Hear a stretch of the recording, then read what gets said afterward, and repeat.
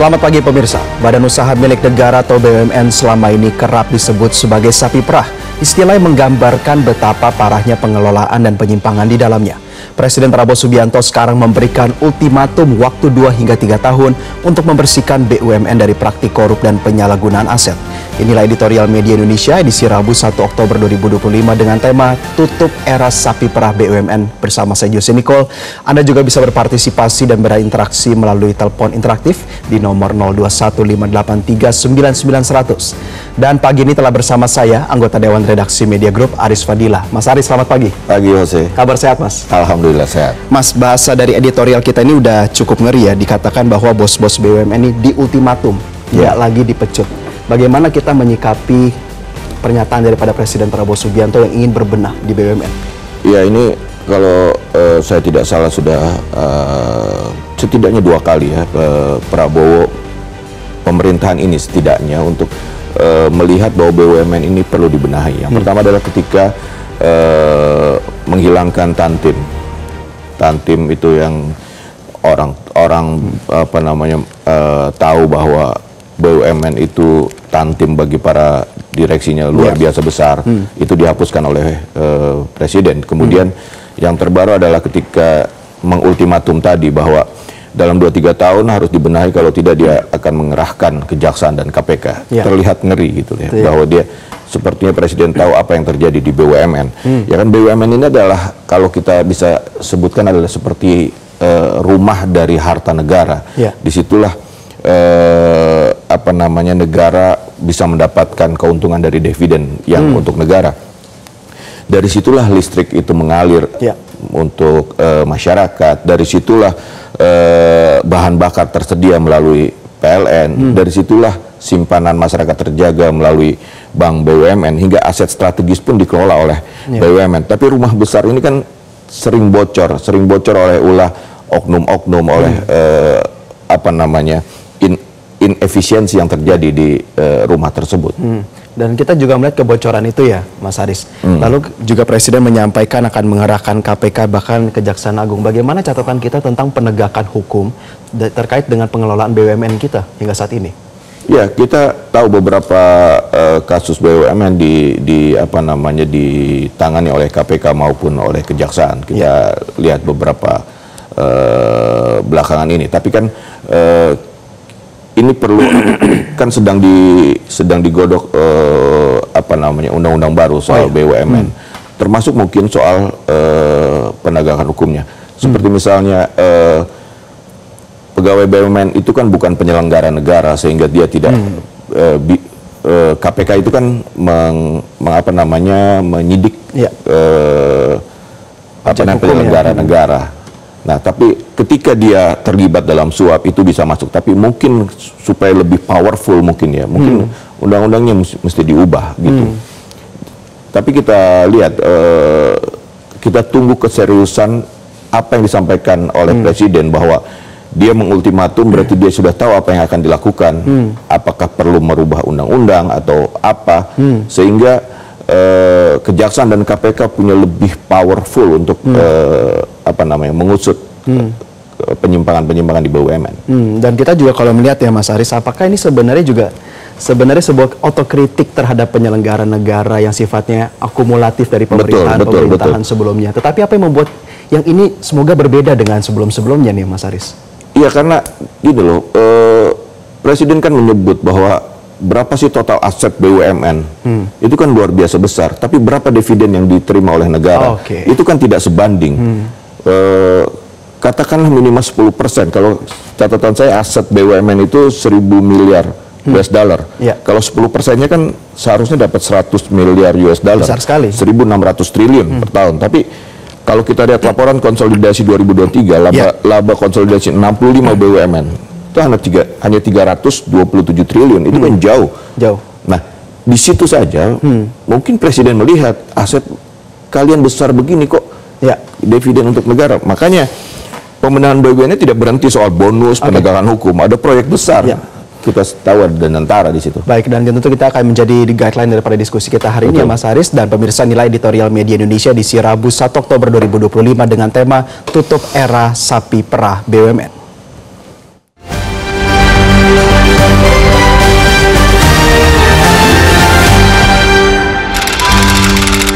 era sapi perah BUMN.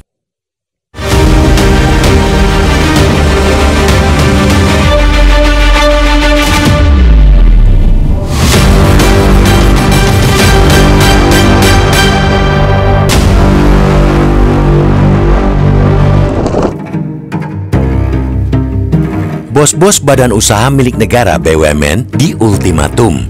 Presiden Prabowo Subianto memberikan waktu 2-3 tahun untuk membersihkan perusahaan pelat merah dari tangan-tangan yang gemar menyembunyikan aset dan mengutil penerimaan negara. Prabowo mengancam mengerahkan KPK dan Kejaksaan untuk memburu mereka yang masih nekat menggarong.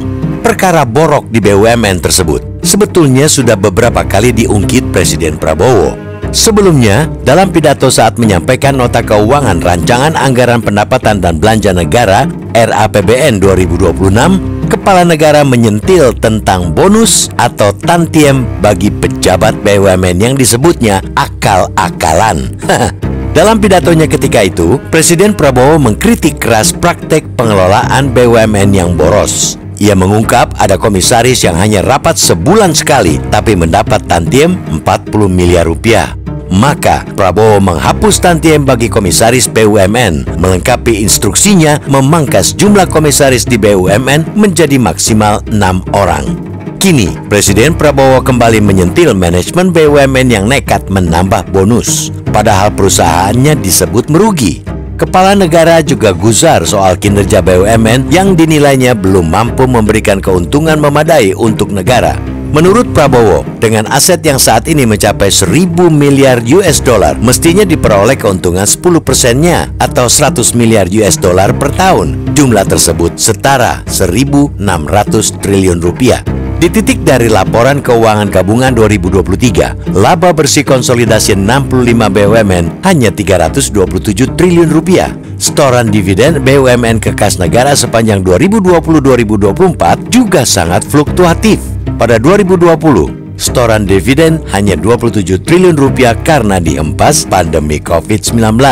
Di 2021, meski terdampak pandemi, setoran BUMN melejit ke 68,9 triliun rupiah. Namun tahun-tahun selanjutnya mengempis. 2022, 53,1 triliun rupiah, 2023 tinggal 35,3 triliun rupiah, dan 2024, 41,8 triliun rupiah. Ucapan kepala negara yang buka-bukaan mengenai buruknya tata kelola BUMN memberikan secercah harapan. Jika sudah mengidentifikasi dan mengungkap masalahnya, tentu tindakan selanjutnya adalah mengatasinya. Ancaman Prabowo akan mengerahkan KPK dan Kejaksaan turut menyiratkan komitmen memperbaiki kekeliruan legislasi. Undang-Undang Nomor 1 Tahun 2025 sempat mengeluarkan pejabat BUMN dari status penyelenggara negara. Akibatnya, pejabat BUMN lepas dari jangkauan KPK. Begitu pula BUMN bukan lagi objek pemeriksaan Badan Pemeriksa Keuangan (BPK). Kebetulan, Bileg yang bisa dibilang baru seumur jagung itu kini tengah direvisi lagi untuk mengakomodasi perubahan Kementerian BUMN menjadi badan. DPR dan pemerintah sudah menyepakati pengembalian status pejabat BUMN sebagai penyelenggara negara. Dalam catatan Indonesia Corruption Watch (ICW), korupsi di BUMN masih marak. Sepanjang 2016-2023, sedikitnya 212 kasus korupsi melibatkan 349 pejabat BUMN ditemukan. Nilai kerugian negara akibat kasus-kasus tersebut setidaknya mencapai 64 triliun rupiah. Kasus-kasus itu bisa terungkap karena menggunakan pasal-pasal tindak pidana korupsi. Revisi terbaru Undang-Undang BUMN tinggal menunggu pengesahan di rapat paripurna DPR. Perubahan kali ini juga mengatur larangan rangkap jabatan oleh wakil menteri di BUMN sesuai amanat Mahkamah Konstitusi. Tidak bisa dimungkiri, rangkap jabatan menimbulkan konflik kepentingan yang lagi-lagi dapat berujung pada pengutilan kekayaan BUMN. BUMN mestinya sudah siap berlari kencang di bawah koordinasi Badan Pengelola Investasi Danantara. Namun, kebiasaan korup memperlambat gerak. Upaya-upaya menegakkan tata kelola yang bersih dan profesional di BUMN harus dilakukan. Presiden Prabowo tidak perlu lagi memberi waktu tahunan. Langsung saja kerahkan KPK dan Kejagung untuk menyelisik setiap BUMN. Ungkap yang gladi di balik tekornya badan usaha plat merah. Jangan sampai sindiran bahwa BUMN menjadi sapi perah terus hidup seolah tak bisa dihentikan.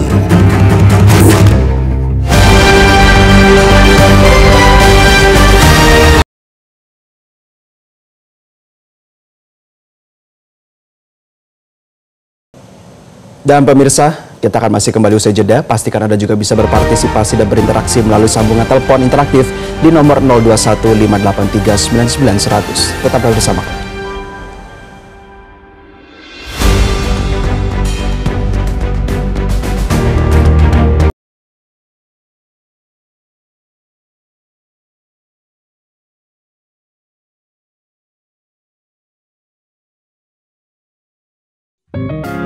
Media Indonesia mengajak Anda untuk mengakses fitur premium e-paper. Dengan sajian konten berbasis intelektual dan meneguhkan kebangsaan, Media Indonesia tampil dengan lebih dinamis melalui e-paper Media Indonesia yang dapat Anda akses kapan saja, di mana saja. Caranya mudah, download aplikasi Media Indonesia di Android atau ketik link e-paper.mediaindonesia.com atau bisa scan QR Code pada layar kaca Anda. Klik tab e-paper di bagian samping layar tablet Anda.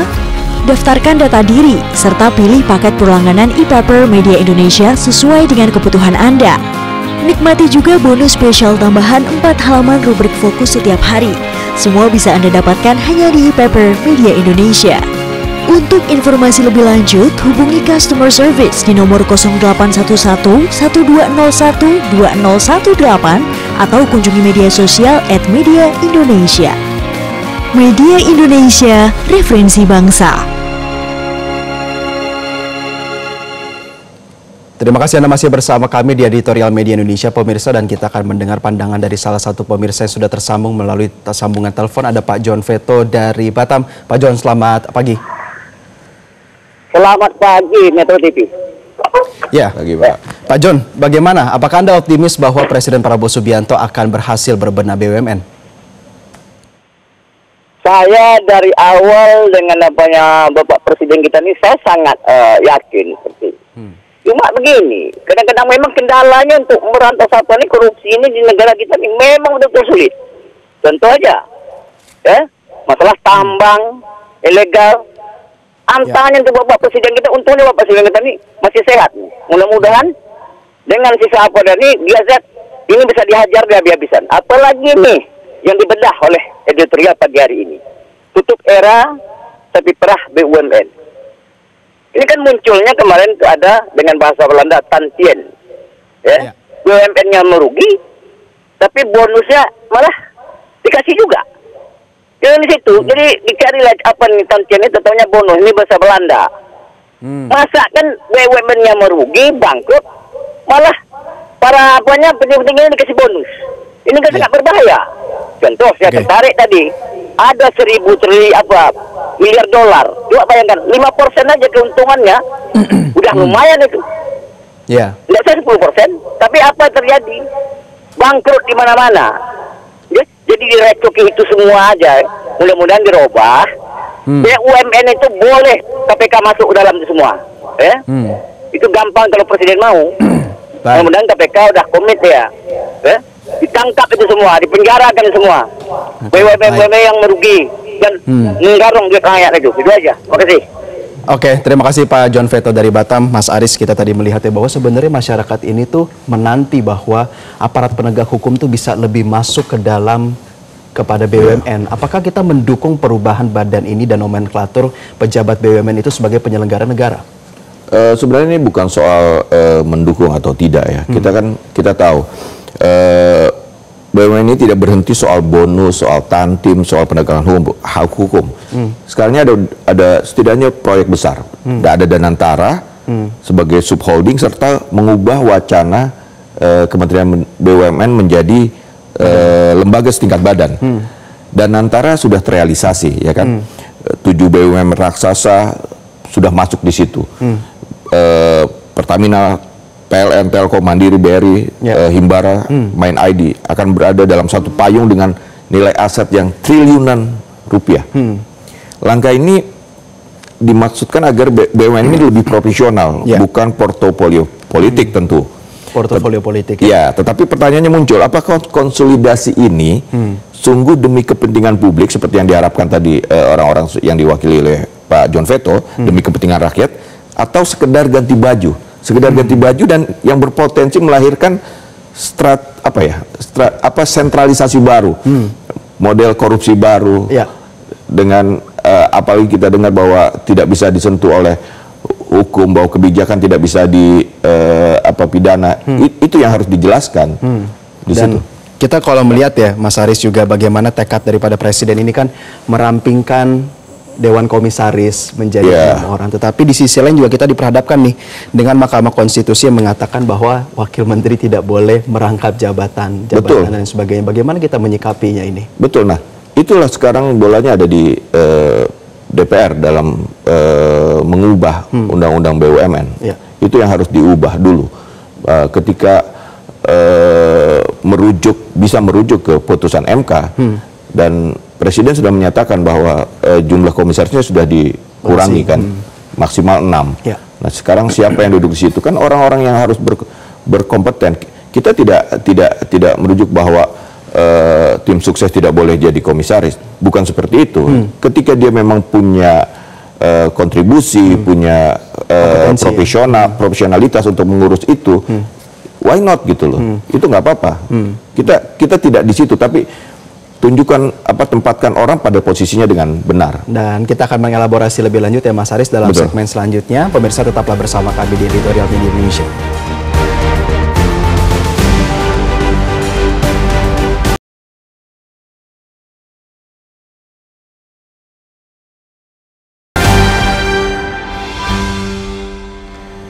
Terima kasih Anda masih bersama kami di Editorial Media Indonesia. Pemirsa, kita berada dalam bagian akhir dari diskusi kita. Mas Aris, kita melihat bahwa Presiden Prabowo Subianto ini sangat berharap besar terhadap BUMN. Tetapi di sisi lain, apakah ini realistis mengingat bahwa BUMN ini tidak hanya profit, tetapi juga layanan publik? Kalau saya optimis ya. Kalau kita tadi bicara berapa asetnya, itu harusnya memang menjadi sumber keuangan untuk kepentingan masyarakat. Soal pelayanan publik tentu itu kan ada Pertamina, PLN, KAI, itu semua pelayanan publik. Jadi yang penting adalah ketika itu ada Danantara, terus nanti Kementerian BUMN berubah jadi badan. Yang penting adalah perubahan struktur. Apakah perubahan struktur itu otomatis mengubah kultur? Itu yang penting kan. Kulturnya berubah tidak? BUMN itu kan bukan hanya entitas bisnis, itu adalah simbol keadilan ekonomi bagi rakyat Indonesia. Ketika dia untung, masyarakat akan memperoleh manfaatnya. Tapi jika bobrok, dia akan menanggung akibatnya. Masyarakat yang akan menanggung akibatnya gitu loh. Tarif naik, layanan terganggu, dividen negara berkurang, APBN ya tertekan gitu. Dan sekarang Presiden sudah istilahnya men-spotlight bahwa ini harusnya bisa menjadi aset yang bisa dimanfaatkan untuk kepentingan masyarakat. Tapi ada beberapa syarat agar reformasi BUMN tidak berhenti di permukaan. Saya coba ini, pengelolaan Danantara. Ini harus transparan. Harus transparan dan bisa diaudit publik. Harus transparan dan bisa diaudit publik. Itu penting. Yang kedua, badan pengganti Kementerian BUMN harus steril dari kepentingan politik. Itu harus dijamin. Penegakan hukum harus tegas, menembus ke aktor utama, bukan hanya pelaku kecil. Jadi efek jerah itu bisa jalan gitu ya. Rakyat harus menjadi pusat manfaat karena BUMN milik bangsa, bukan milik elit. Itu yang harus ditekankan bahwa BUMN adalah milik rakyat, bukan milik elit. Jadi jangan rugi, tantim bonus besar, rakyat nggak dapat manfaat. Ini yang keliru, ini yang sudah disoroti oleh Presiden dan harus dibenahi. Nah, tanpa itu semua, sindiran bahwa BUMN itu adalah sapi perah, ya akan terus berlanjut apapun bentuknya gitu ya. Nah, sekarang reformasi BUMN yang sudah didengungkan oleh Presiden harus jadi jalan untuk mengembalikan martabat dan kedaulatan ekonomi. Kedaulatan ekonomi bukan sekedar ganti baju. Sekedar ganti baju. Reformasi BUMN tanpa transparansi ya omong kosong. Dan tentu kita berharap bahwa omongan kosong ini tidak menjadi potret terhadap reformasi BUMN ke depan ya. Terima kasih anggota Dewan Redaksi Media Group, Mas Aris Fadilah telah bergabung bersama kami di pagi hari ini. Pemirsa, Presiden Prabowo sudah membuka kartu mengungkap aib tata kelola BUMN yang bobrok. Kini tinggal membuktikan keseriusan dengan memberikan tindakan tegas lewat KPK dan Kejaksaan. Biang keladi harus diusut agar sindiran BUMN sebagai sapi perah tak lagi melekat. Kiranya Editorial Media Indonesia edisi kali ini bisa mencerahkan pikiran kita tentang situasi negara ini sebagai sesama anak bangsa. Saya Jose Niko pamit undur diri. Sampai jumpa.